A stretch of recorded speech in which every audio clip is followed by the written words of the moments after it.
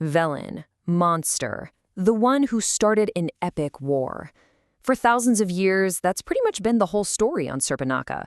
But today, we're going to deconstruct one of mythology's most infamous characters to see if we can find the woman behind the monster. I mean, if you go back to the original texts, they don't pull any punches. The Valmiki Ramayana paints this picture of a creature that's just pure evil, a hideous fiend, a thing to hate. And that's the version that has been etched into our cultural memory for centuries. But what if that's not the whole story? What if there's more to it? By diving into Kavita Kane's novel Lanka's Princess and looking at it through the lens of psychoanalytic theory, we're going to ask a totally different question. What if the monster we've been taught to hate was actually made, not born? Okay, so first things first, let's really dig into mythology's version of this, well, misunderstood monster. We're going to peel back the layers of that traditional story and see what's really going on underneath. So who is she in the classic tale? Well, she's Ravan's sister, for starters. She's almost always shown as this ugly, super aggressive demoness whose actions are the spark that lights the fuse for the catastrophic war between Ram and Ravan.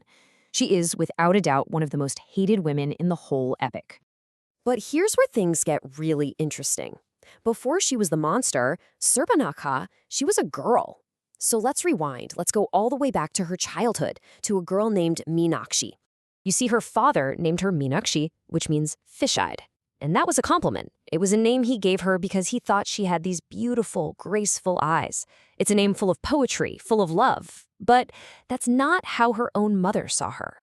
Yeah, the rejection was instant. From the very moment she was born, her mother, Kaikesi, just saw her as a total disappointment. Quote, ugly, she is scrawny and much darker than me. I mean, can you imagine? That's at the stage for a whole lifetime of pain. So this was the world she grew up in. Just think about it. Her mother's constant put-downs, her father's total indifference, and her brother Ravan's cruelty. It was this toxic, soul-crushing environment. The only person who showed her any real love was her grandmother. That was her only safe space. Now, all of that constant trauma, it had to go somewhere. It started to force a transformation inside her. She wasn't just Meenakshi anymore. She was becoming something else, something much, much darker. And to understand this, we can look at it through a really interesting psychological idea, the creation of a shadow self. The psychologist Carl Jung had this concept of the shadow self. Basically, it's the part of us we hide away. It's all the darker impulses, the desires, the instincts that we think are unacceptable, and critically, it's born from our deepest wounds. For Meenakshi, this shadow was about to get a name. And here's the twist. The name Surpanakha, which means long-nailed, wasn't her real name. It was a cruel nickname her brother Ravan gave her after she scratched him once. It was a taunt, but instead of letting it break her, she turned it into a weapon. And this was a conscious decision. You can almost hear her thinking it.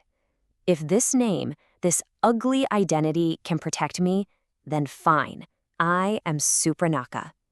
She literally put on this monstrous identity like a suit of armor, all to survive in a world that had only ever shown her cruelty. So right here, you can see the split. On one side, you have Meenakshi, the vulnerable girl who just wanted to be loved. And on the other, you have Surpanakha, the shadow self, this aggressive armor built out of pure rage. It's like two different people at war inside of her. And that armor, it would very soon become a weapon. After one final, absolutely devastating betrayal, all of her pain just curdled into one single, all-consuming mission, a quest for revenge. Her life was just this series of escalating traumas, right? But the absolute tipping point, the point of no return, was when her own brother, Ravan, murdered her husband, the one person in the world she felt truly loved her. That was it. That was the moment Meenakshi was gone for good, and Surpanakha took complete control. And you know, she didn't just lash out blindly. No, she came up with a plan that was cold, calculated, and, honestly, kind of brilliant. She goes to Ram and Lakshman, deliberately provokes them until they brutally mutilate her. Then, she takes her personal humiliation and masterfully reframes it as an insult to her powerful brother's honor, knowing it would push him into a war that would ultimately destroy him. So you have to ask yourself, why was her punishment by the princes so brutal? I mean, it was extreme.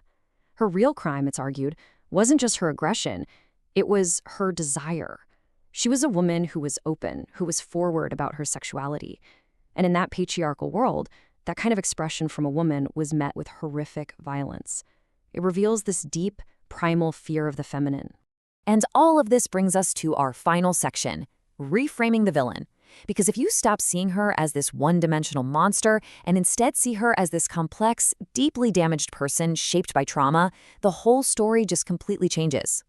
Suddenly, she's not a simple villain. She's this tragic, almost Byronic heroine.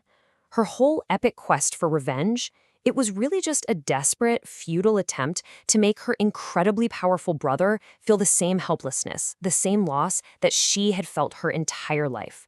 She was totally trapped in this cycle of pain. And then, right at the very end of her bloody path, something shifts. She finally gets her chance to hurt her enemies' families.